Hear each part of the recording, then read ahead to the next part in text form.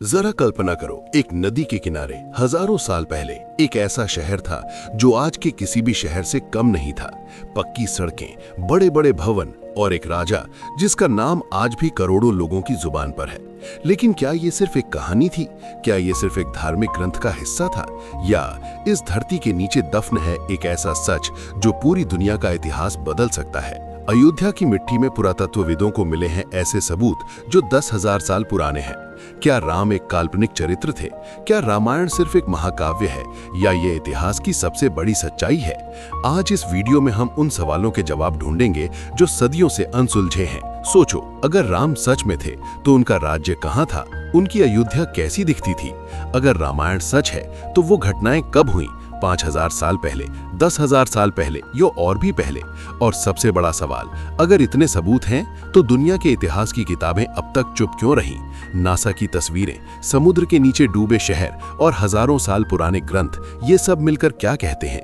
आज हम इन सभी सवालों की परतें एक एक करके उठाएंगे और जो सामने आएगा वो आपको हैरान कर देगा।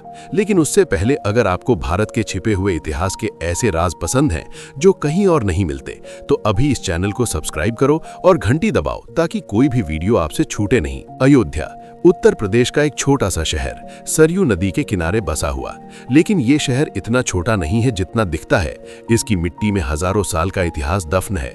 1970 के दशक में भारतीय पुरातत्व सर्वेक्षण यानी ASI ने यहाँ खुदाई शुरू की, और जो निकला वो देखकर पुरातत्वविद भी चौंक गए। मिट्टी के बर्तन, पकी हुई ईंटें और इंसानी बस्ती के निशान।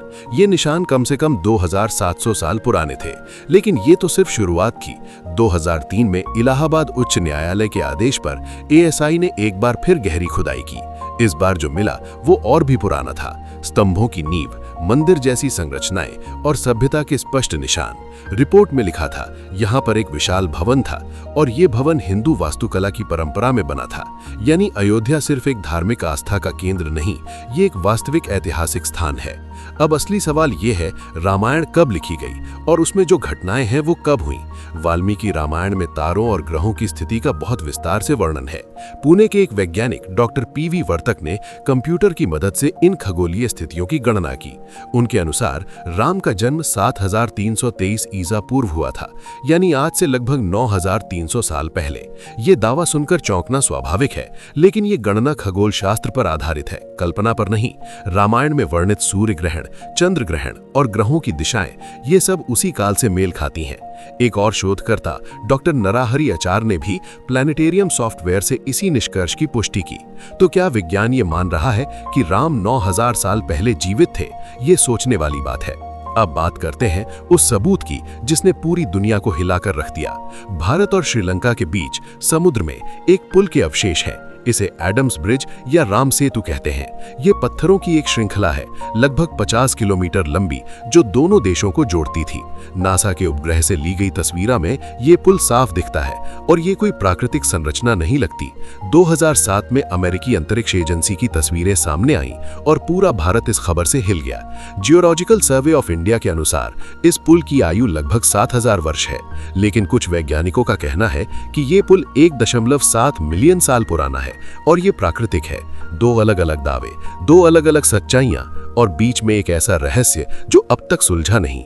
लेकिन रामायण में लिखा है कि वानर सेना ने ये पुल बनाया था, पत्थरों पर राम का नाम लिखकर। और अजीब बात यह है, इन पत्थरों की जांच में पाया गया कि ये पत्थर उस समुद्री तल से भी पुराने हैं जिस पर वो रखे हैं। यानी ये पत्थर कहीं और से लाए गए थे। ये प्राकृतिक नहीं हो सकता। राम सेतु के बाद अब बात करते हैं एक और अविश्वसनीय खोज की, समुद्र के नीचे डूबी हुई द्वारिका की। गुजरात के तट पर अरब सागर में पानी के नीचे एक पूरा शहर मिला है। ये शहर वही द्वारिका है जिसका वर्णन महाभारत और विष्णु पुराण में है। कृष्ण की नगरी। 1983 में मरीन आर्कियोलॉजी सेंटर ने यहाँ खुदाई शुरू की और पानी के नीचे मिली दीवारें, सड़कें और बंदरगाह। कार्बन डेटिंग से पता चला कि ये शहर कम से कम 9,000 साल पुराना है। 9,000 साल, जब दुनिया में किसी और